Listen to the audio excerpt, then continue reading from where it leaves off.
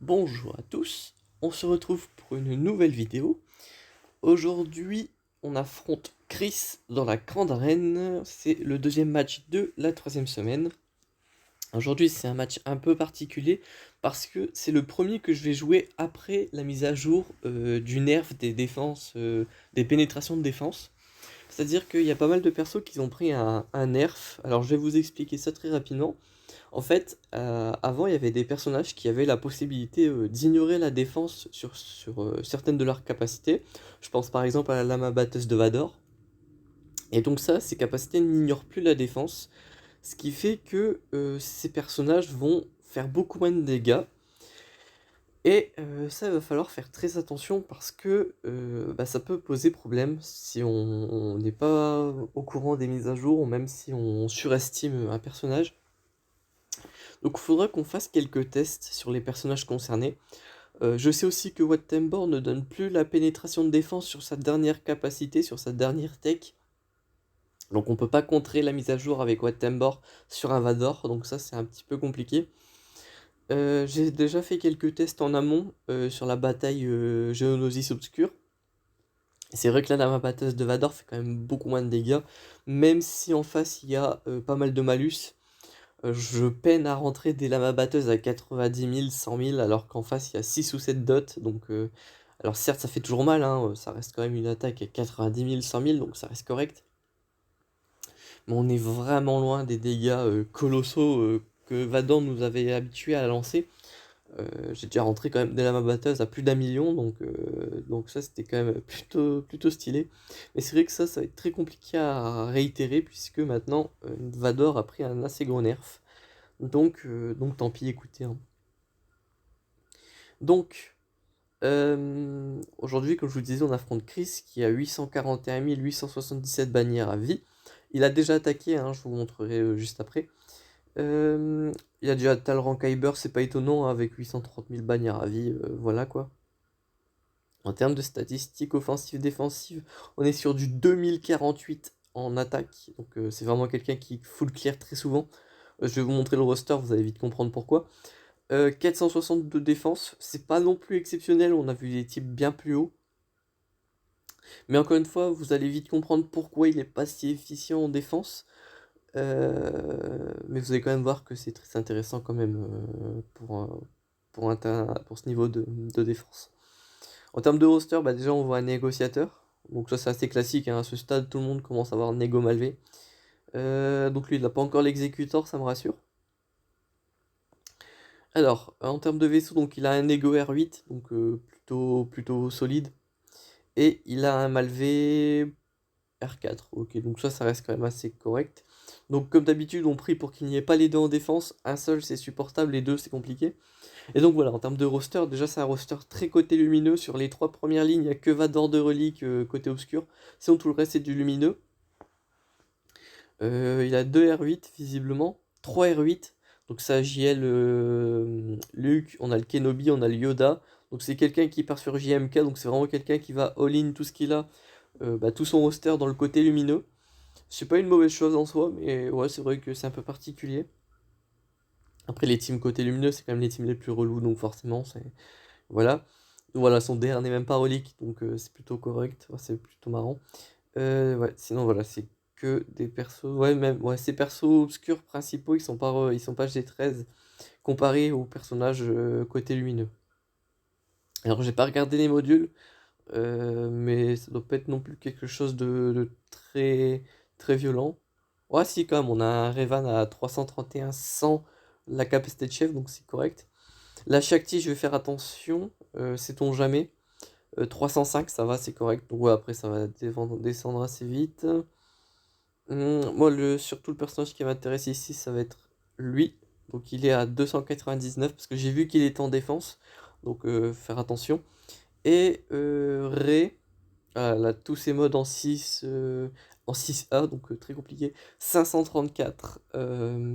Ça c'est relou parce que ça veut dire que sa Rey est plus rapide que mon SLKR.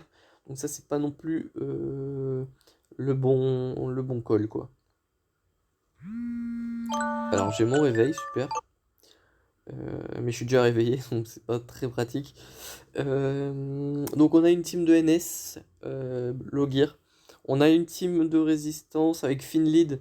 Le Finlead est quand même très intéressant. On a une team de Géonosiens, donc ça, Sanvador, ça va être très compliqué. Enfin, on va voir. Ensuite, on a notre Gunray Doku Nest, donc un top plutôt correct. Et en bas, on a une Poggle Lead avec Django Relic, enfin Django G13 et Droid K. On a une team Cars Lead, pas non plus exceptionnelle quand on sait que j'ai mon Kylo R7 en attaque. Et on a la Rey Anchui. Alors, il y a une période où cette team, elle était considérée comme la pire team en 3vs3. Enfin, quand je dis la pire team, c'est pas dans le sens la plus nulle, mais justement dans la plus, en termes de plus puissante, parce que c'était très compliqué à tomber. Aujourd'hui, on va voir si c'est toujours le cas. Le problème, c'est que je peux pas fracture Rey parce que ça y est, maintenant les légendes galactiques sont immunisées à la fracture. Donc Thrawn ne sert plus à rien dans ce genre de line-up. Donc je vais forcément utiliser SLKR, hein, vous vous en doutez évidemment. Je vais utiliser Hux pour le reset des cooldowns, c'est intéressant. Et là je commence à hésiter. Donc je vais pas utiliser Wat Tambor puisque Wat Tambor n'a plus cette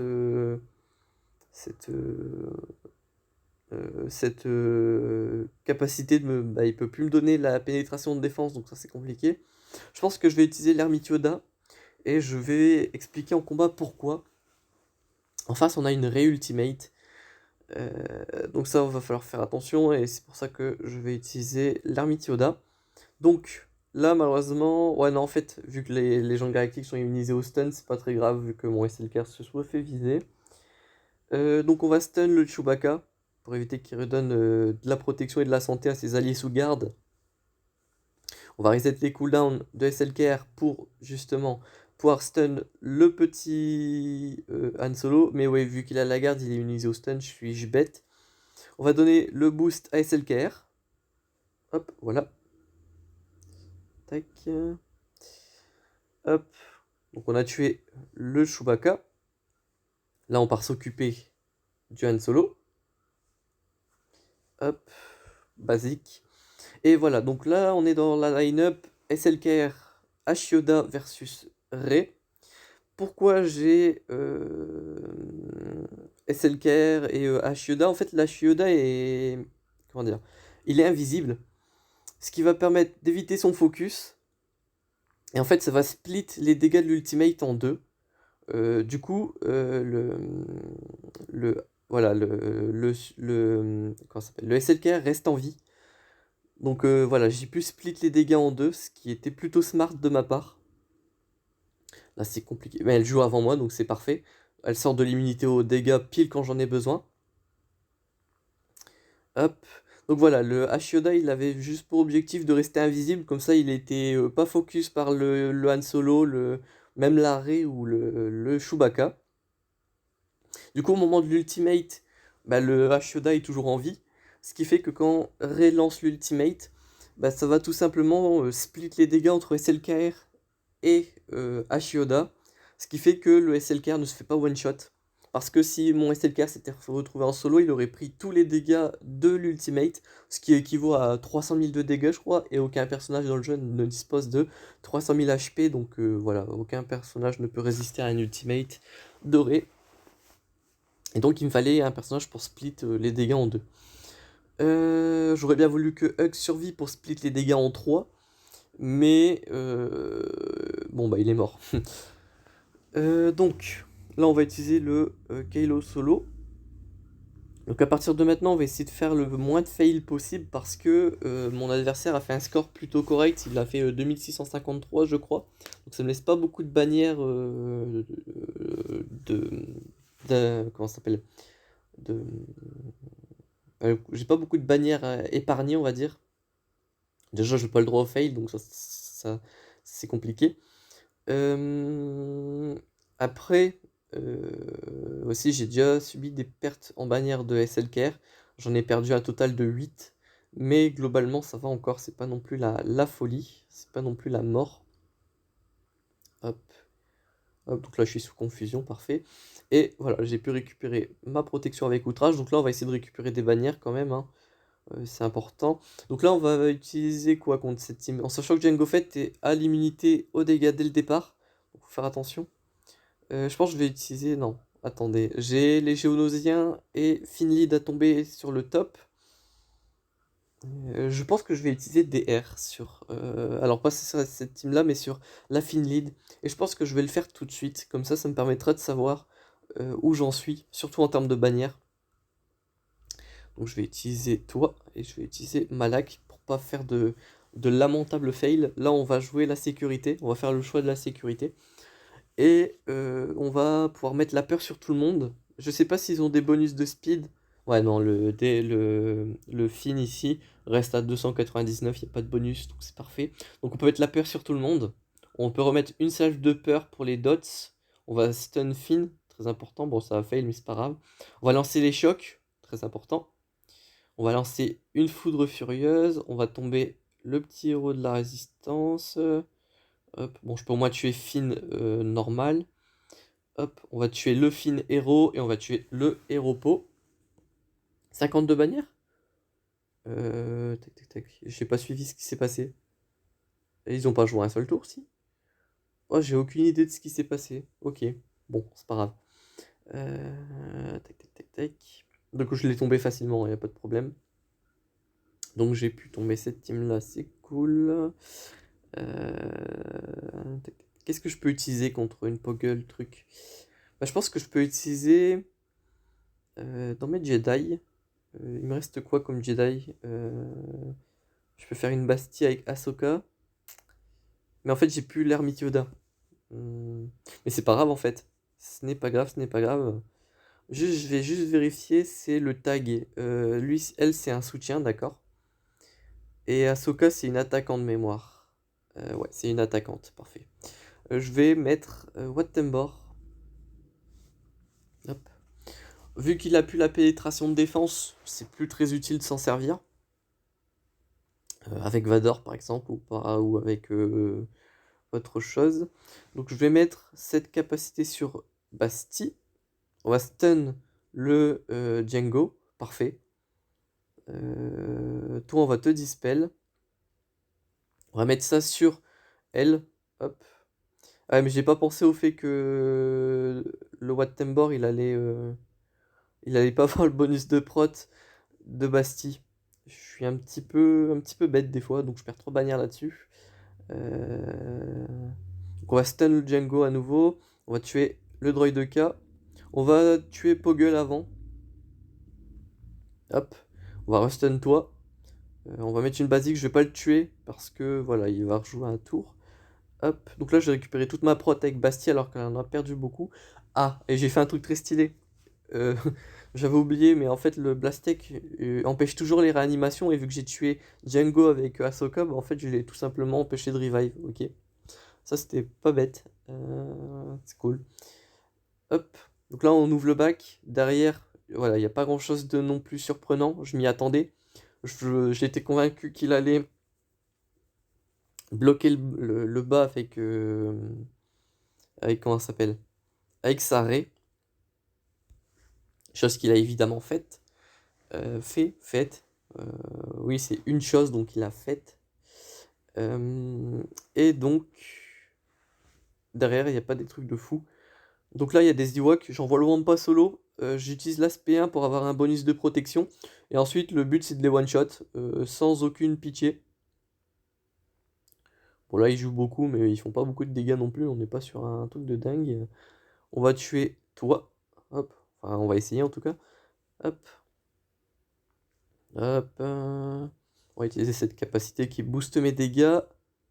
Hop, je vais réutiliser cette capacité pour me redonner le bonus de prot, mais de toute façon ça change pas grand chose, je l'avais tué. Donc 56 bannières, ça permet de récupérer encore pas mal de bannières, c'est plutôt cool. Déjà je vais aller tomber les Géonosiens, je vais envoyer Gas je pense, je vais pas me gêner. En escouade réduite pour éviter non plus de perdre encore trop de bannières. Donc Gas 5, je pense que ça me paraît être un combo plus qu'il n'en faut pour tomber les adversaires. Je vais pouvoir mettre la confusion aussi. Donc ça va éviter tout ce qui va être contre-attaque, gain de jauge de thème, etc. qui peut être un peu relou. Hop, parfait. Je commence en premier, du coup ça me permet de caler rapidement les malus. Malheureusement il est dispel, bon c'est pas grave. Hop. Aussi oui, Gas est affecté par le bonus, le malus de... Enfin le nerf. Parce que lui aussi sur sa basique il pouvait ignorer la défense. Ce qui ne doit plus être le cas. Je vais vérifier ça, bon, on va vérifier ça tout de suite. Hop, donc là, bon, c'est à mon truc de jouer. Fliche des dégâts physiques, si possible, cette attaque, tac, tac, tac.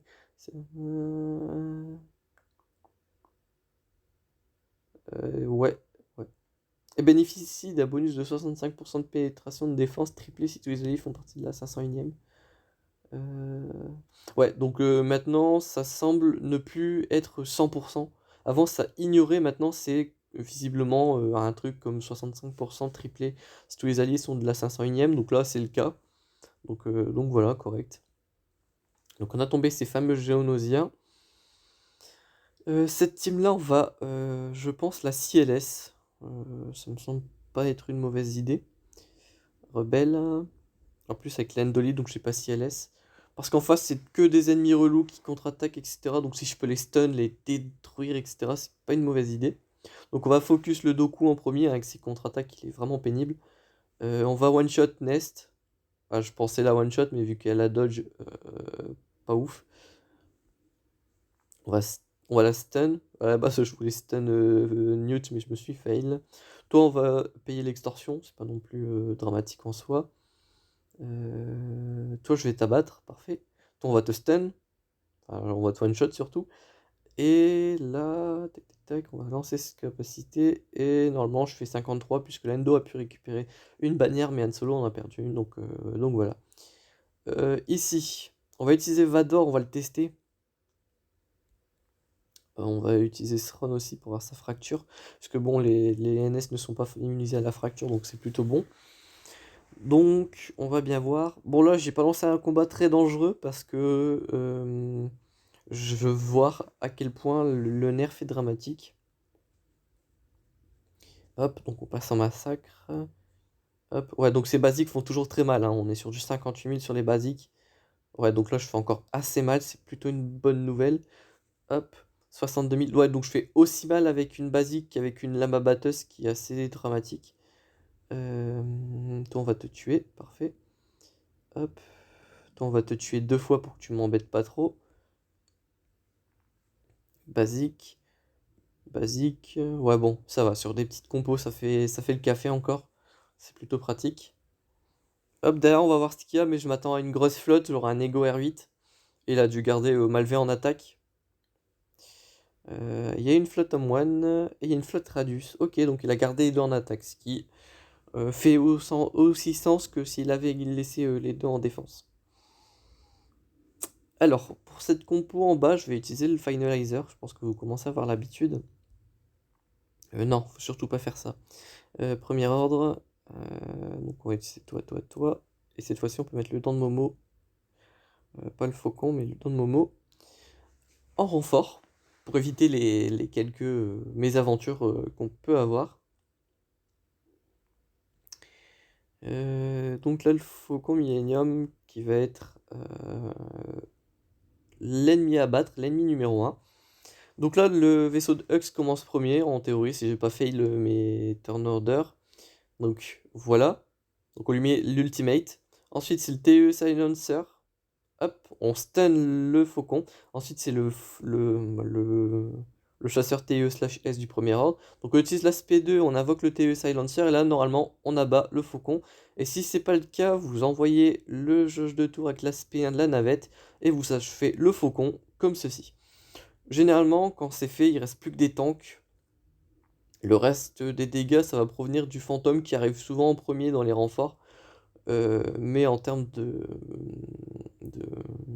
danger, voilà, vous avez écarté la menace principale. Je vais me permettre d'invoquer la dent de Moloss, histoire de prendre la raillerie. Comme ça, je vais prendre tous les dégâts, notamment ceux du fantôme, qui va arriver juste maintenant, normalement. Voilà, c'est toujours lui qui arrive en premier renfort, faut le savoir. S'il n'arrive pas en premier renfort, c'est que il n'est pas dans la compo. Et ouais, généralement, c'est celui qui fait le plus de dégâts, mais c'est pas non plus... voilà, c'est un vaisseau avec des pilotes qui sont rarement bien gear, c'est les Phoenix hein, qui sont à l'intérieur. Euh, donc, euh, donc voilà. Voilà, le Ghost il arrive souvent en deuxième, sinon c'est Bistan. Bistan n'est pas dans la compo visiblement. Ah, donc là j'ai tué le High Wing, c'est parfait.